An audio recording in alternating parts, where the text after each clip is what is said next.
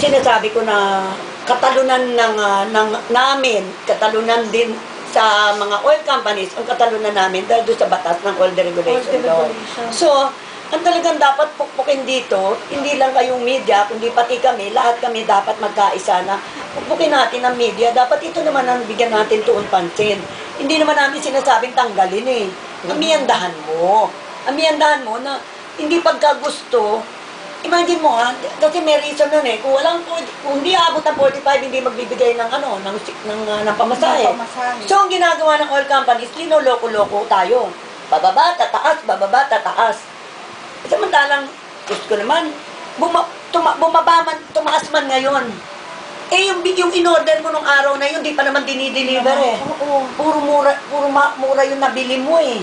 Tapos bigla. Tapos idideklara mo, tumaas. Hindi, yun, dapat yun ang magkaroon ng amyendang sinasabi namin upang mapag-aralan naman yan. Kasi kami, hingi kami pamasahe.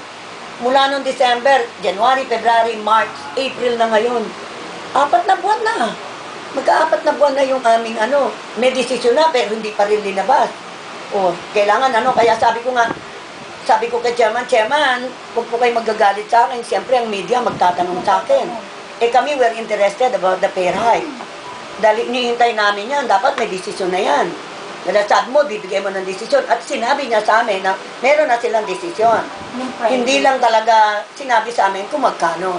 Kumaga, they'll wait for the decision of President Pinoy and Secretary Abaya.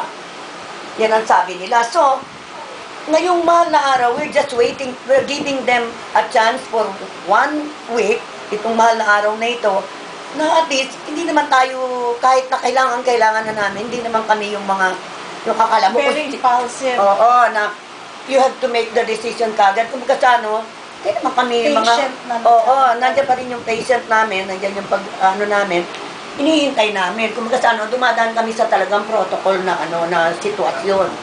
Hindi yung talagang laban ng hindi mo maano. Kaya lang naman kami lumalaban pag talagang kailangan. Talagang for several months. Kaya yun nga po, parang nakakapagtaka ako nung Friday, na sa kanila nang galing na may desisyon na ayusin. Bakit ngayon biglang tumaas na naman? Kasi nga, I do not know to them.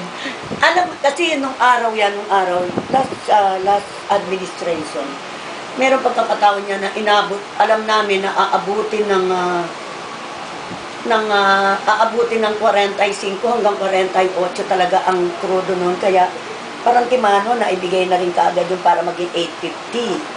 Kaya nga nung sabi namin, sige, kung maibibigay nyo ng 45, payag kami magbaba ng pero ang talagang benchmark nun is 37 pesos. Kung para bang lang namin, ginawa naman nila. So, binaba namin. At least amin yun. Kaya ngayon, kailan yun? That was 2009. Na ngayon? 5 years. 5 years ago. At magkano? From 37 ng benchmark, magkano na ngayon? 44. May 44, may 43. 43 pinakamababa ngayon Na nakikita namin sa probinsya, mga 43 nga. 43 po mga province. Ma'am, nabanggit niyo po yung amendment sa oil deregulation law? Yes.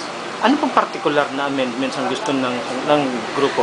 Ang sinasabi namin amendment kasi ang parating dinadahilan ng DOE, dinadahilan din ng maski the President of the Philippines, whoever nakaupo dyan.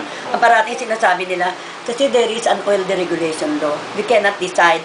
Pero during the time of President GMA, nagawa niyang utusan at not utusan, kundi pinakiusapan ang mga oil companies na wag na munang magtaas ng krudo para wag kaming magtaas ng aming pamasahe. Nakuha mo? Nangyari yun. Ba't ngayon ang DOE? Kaya nga nung araw nasabi namin, natatandaan niyo si Secretary Vince Perez, nasabihan namin siya na mukhang tuta ka ng ikaw ang abogado ng oil companies Bakit pinagtatanggol mo? Parang ngayon din, pinagtatanggol nila yan. Alam nila what will happen. What will happen? Alam nila kung ano mangyayari, alam nila kung tataas, alam nila kung hindi.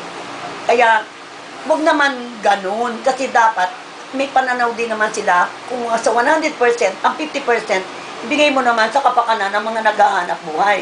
Ang 50%, bigay mo naman doon sa mga mananakay. Di ba? At sa buong tao, dahil alam mo naman yan, konting deklara lang, lahat tumataas ang bilihin. May ginagawa ba ang DTI? Wala.